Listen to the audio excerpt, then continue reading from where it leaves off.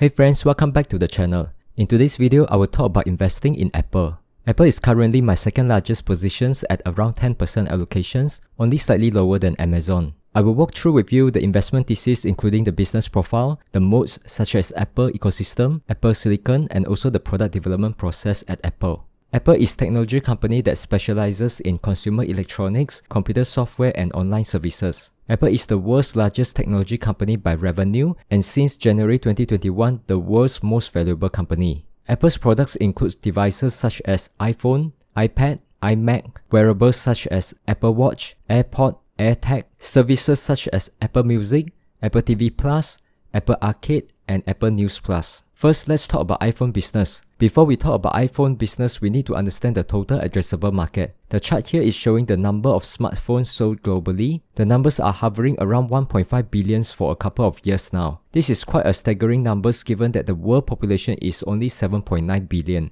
Out of this total smartphone market, Apple market shares fluctuates around 12 to 18% depending on if there is a new iPhone launches within the quarter. The top competitors are Huawei, Samsung, and Xiaomi. Let's take a look at the sales breakdown of Apple business by category. The information is extracted from the 10K SEC filing for year 2020. It is easier to visualize the category breakdown by using a pie chart. Here you can see that around half of the revenues is contributed by iPhone sales alone. This is why whenever there is a report that iPhone sales is slowing down, then we will see Apple's share price to drop quite significantly. This is one form of concentration risk, especially given that smartphone business is already getting saturated and the growth rate is slower as compared to a few years ago. This is also why Apple is working to increase the revenues from other product categories like iPad, Mac, and also services. Speaking of services, Apple's strategy seems to be working and you can see that the revenues has increasing year over year with a quite decent rate. As of 2020, the annual revenues is $53 billion, which is a sizable amount. As a comparison, the revenues that Tesla generated over the last 12 months is only $36 billion.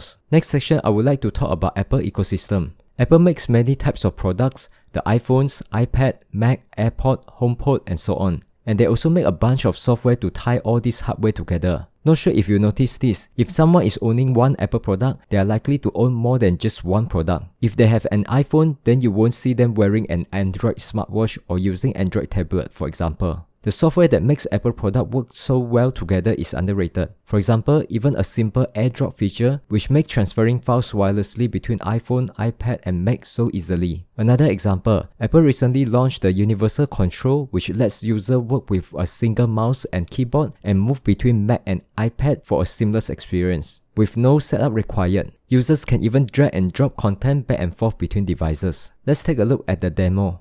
Now, I'll just set my iPad down next to my Mac. And check this out. Without any other setup, I'm going to simply move my Mac cursor towards my iPad and the iPad automatically recognizes it. And if I move a bit further, boom, my cursor is now on the iPad. How cool is that? And now I can move my cursor back and forth effortlessly between the two. Now it's easy to control my iPad with just the keyboard and trackpad on my Mac. For instance, I can click and close this document and flick on my trackpad to return to my iPad home screen. Of course, I can swipe between my pages of apps, and I can use my MacBook's keyboard to open Spotlight and say, launch notes, and even use Command Tab to switch back to Procreate. This is really powerful. With Universal Control, I can even drag and drop files between my devices. I'm just going to take this drawing I finished on my iPad and drop it on the Keynote on my Mac. Awesome. I will put a link down below for the video by MKBHD that talks about Apple ecosystem. This will help you to appreciate the stickiness of Apple products. In my opinion, this is one of the strong modes of Apple. Next, let's talk about Apple Silicon. Custom chip design is becoming more and more important and serve as a differentiating factor for consumer when considering getting a Mac or PC. The first Apple design chip was the A4 in the iPhone 4, which was created 2 years after Apple bought PSMI, a low-power SoC designer. In November 2020, Apple revealed the M1, the first chip designed specifically for the Mac. The M1 chip and the transition into ARM architecture brought many advantages. Apple now controls all of the pieces, allowing it to create new powerful yet proprietary hardware form factors that nobody else will have access to without putting in considerably more effort. This will allow Apple to stay ahead of the curve even after other PC makers start to transition into ARM architecture. Taking control of the processors is the latest and largest step in Apple's long campaign of vertical integration.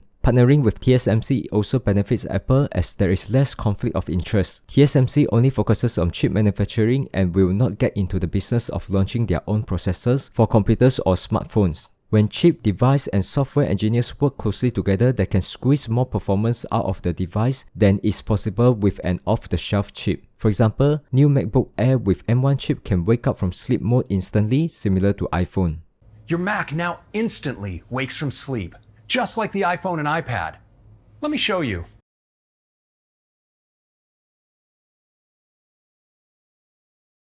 How cool is that? Next, let's talk about product development because I think this is one of the underrated mode that Apple has. I will go through just a couple of points because this one, if we go into details, it can be a video out of its own. Point 1. Focus entirely on the customer experience. Apple is a tech company, so you know that for tech companies, some may get geeky and just want to bring in the latest technology into the product. If you follow Apple for some years, you will know that they are not eager to add new technology for the sake of adding. They always focus entirely on the customer experience. Take the ARM transitions for example. The end customer don't really care on whether it is ARM or x86 architecture. What they want is a computer that is fast, battery lasts very long, better integration with other devices like smartphones and etc. And Apple just does that. The ARM architecture is a way for them to achieve those good experience for the customers. The end goal is the customers, not the technology. Point 2. Don't let anyone get in between you and the customer. The company is creating a product, the customer bought and used them. Who else is involved, right? You may think that this is a no-brainer, but actually it is not. There are many stakeholders that always wanted to get in between. For example, shareholders may pressure the management to pay more dividends and do more share buyback, resulting in lesser money to do R&D to create better products. Just look at Intel for example. Last year they announced the delay in the 7nm process and then the share price dropped. Shortly after they announced the share buyback. Imagine that the R&D is not progressing well and during those difficult times, management is pressured to buy back shares, end up with even lesser money to invest in R&D and doing M&A.